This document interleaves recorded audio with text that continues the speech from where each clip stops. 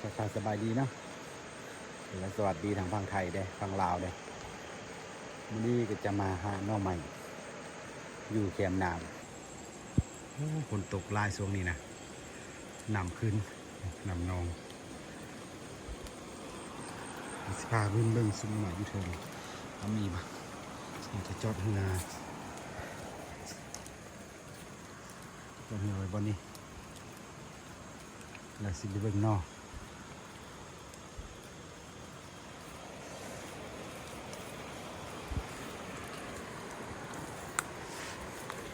คนบ่มาที่หกเลย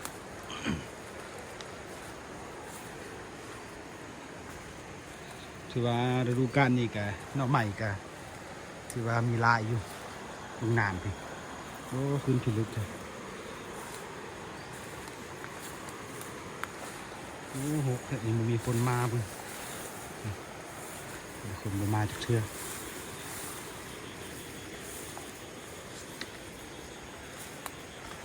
ทางไปได้เลย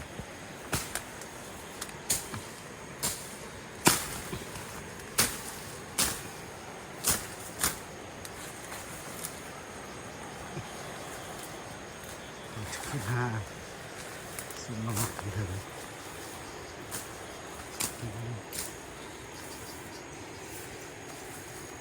ได้บ่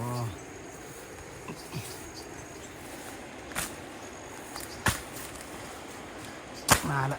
ไปได้ก็ได้ไป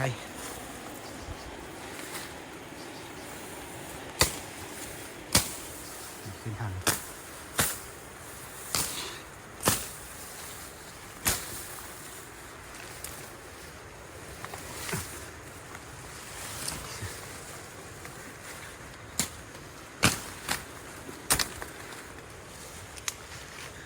ใหม่บ่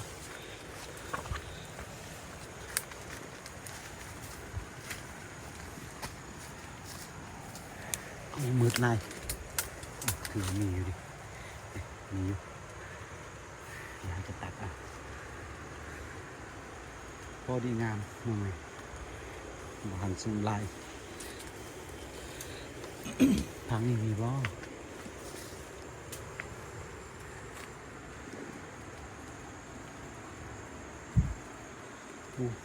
มืดกำลังออก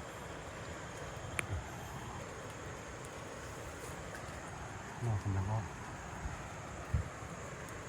สองเลย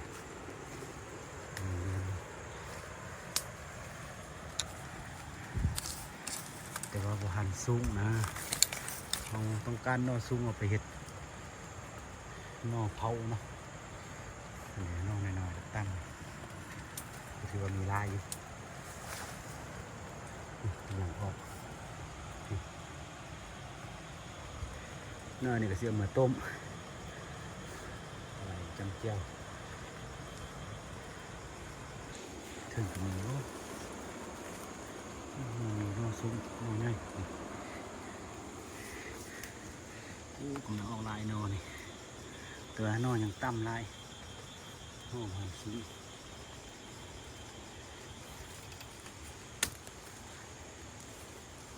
เห็ดก็ออกแต่ว่าผู้เดียวเห็ดก็มีด้วยพี่น้องเด้อปลูกด้วยแต่ผู้เดียวนี่คือที่พอกินดอกบัวเห็ดก็มีนอนที่ว่าลายแต่ว่าเราจะเอาสองนอนนี่พอไม่ให้มันปักมันง่ายเลยยังลายนอนยังมีลายระยะปักลงไปเอาสองนอนนี่พอ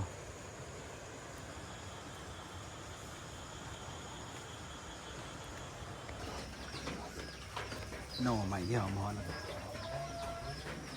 จะเอามาเผาเนาะเป่าแบบนี้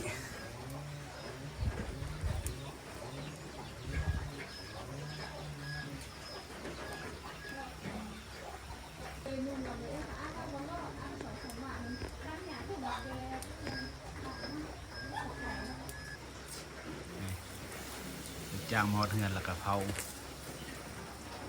เมียเผาเมนู ข้าวสุกแล้วก็เสียดซุป ก็ไม่ทายกันเกาะจ้า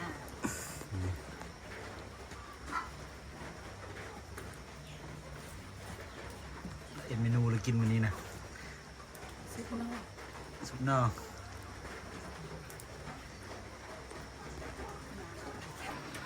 เอา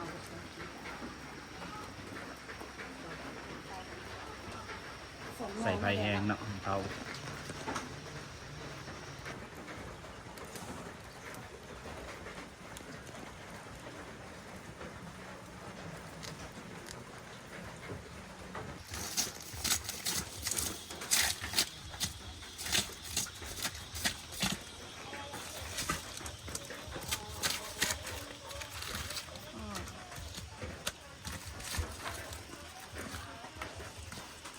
จ้า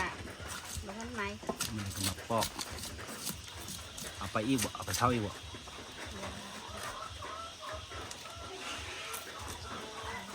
เนาะ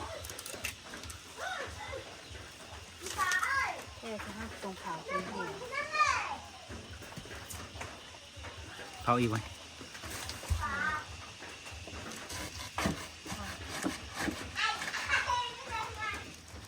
ข้า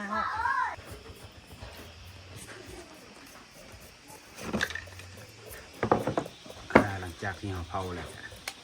เอามาขูด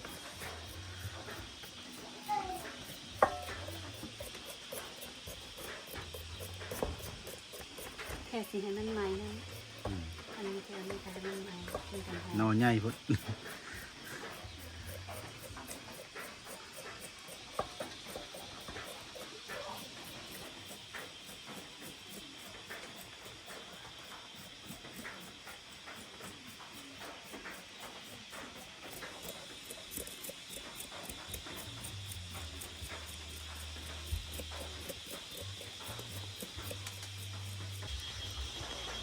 ปลาเห็ดเจียวหอม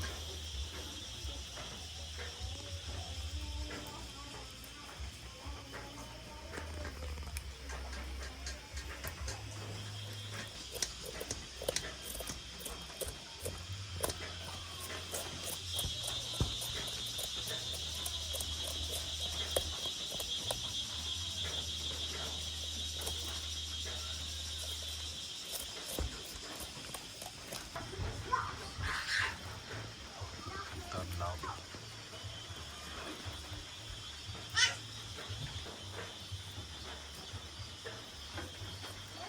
จากซอยแล้วก็มาล็อกออกสเปรย์อะไรอีกบ่เนี่ยต้ม ต้มยังบะทันหอด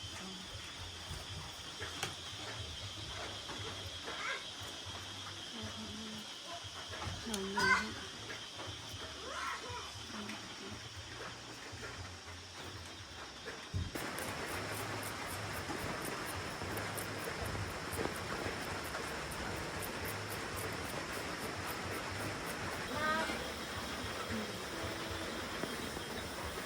ซอยแล้วก็มาต้ม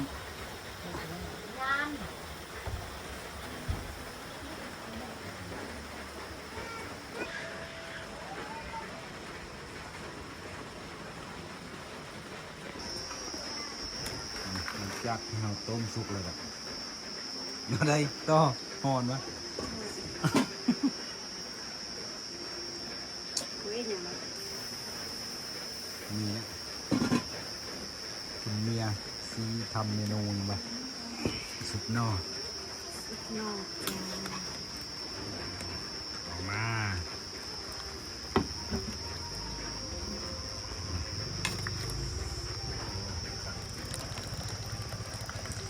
สุกแล้วเนาะ สุกแล้ว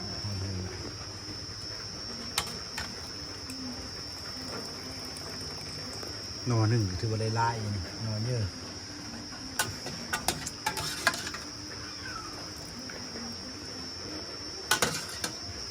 กลัวคิดว่ามีตำมะแตงเลย เต็มทะเลสาบ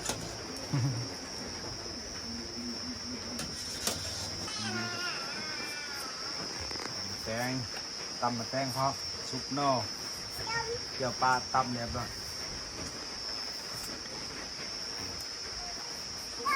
ตอนอาทิตย์ตอนตัดโตแล้วกันผ่าบอกกัน เรียบร้อยมันแตงทำมันแตงพร้อมซุปนอกพร้อม หน้ากันเลย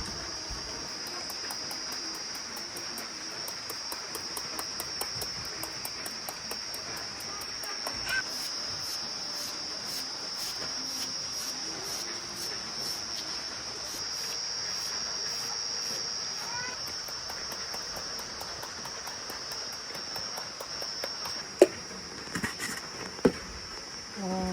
แดกเลย กระเดกเบิด เป็นจีน หมดจังเลย หมดกันเลยงานยังอยู่เนาะ เสือเอกอันนี้ ว่าเกลือวันเสื้อไหน แต่แบบกระเดกมันน้อยเลย อ่ะใส่เจียวลอยลงไปน้ำตาล น้ำตาล ที่เทิง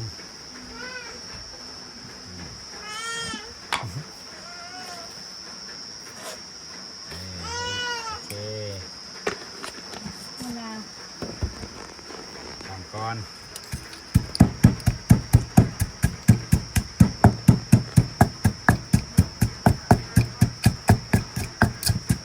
โอเค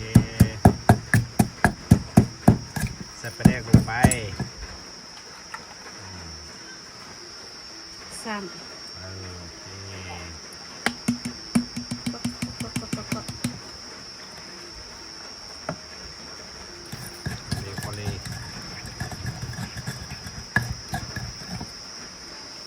มะนาวลงไปน้ำโอเคพอเลยลองชิมดูเอา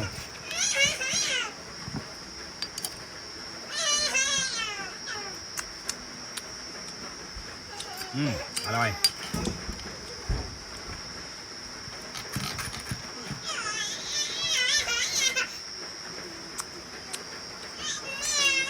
แซ่บหลายแต่งลงไป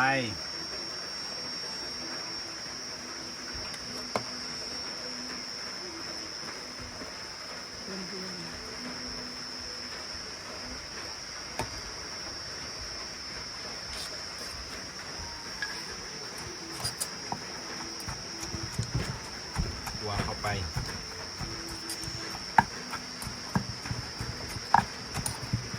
หอมขึ้นมาเลย กลินหอมแล้วเนาะ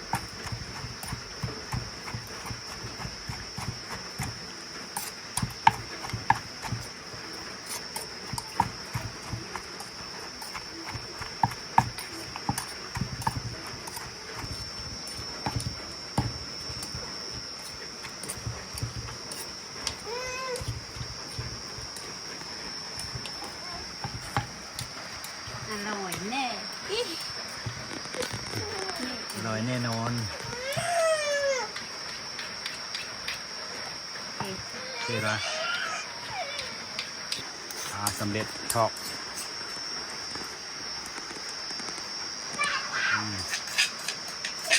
จะแซ่บแต่พี่น้อง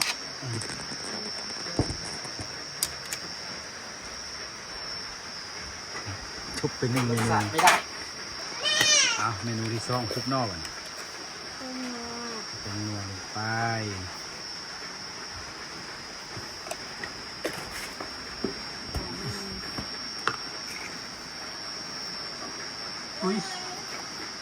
เกลือลงไป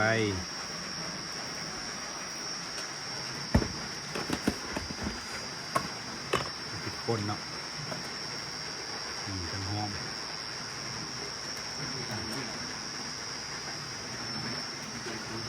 หอมใช่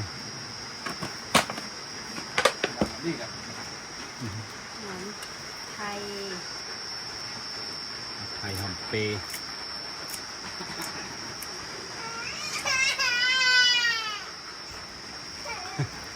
เศร้าให้ ตัวเองลูกขัดตรง ไทยขิง ใส่กินพร้อมจะหอม เหนียวอ่ะสวยอย่างหน่อยหนึง เป็นตัวเดียว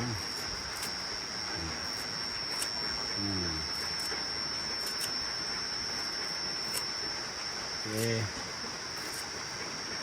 สุดแบบมันบ้านเลยเบาซอย มีบ่เข้า ซอยพิลึกโคตรเซฟนี่แก้วแค้นเอาโคเล่บ่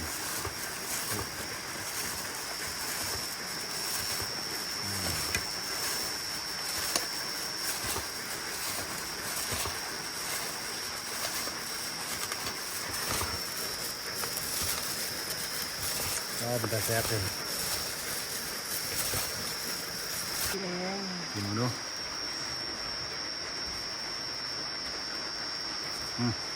โอเคถือว่าสำเร็จไป2 เมนูละ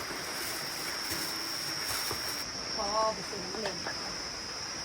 ถือว่าสำเร็จนะเข้าแมลงกำมักแตนสุกนอเจียวปลาเด้อพี่น้องเด้อกินกันเด้อแซ่บๆมื้อนี้นะ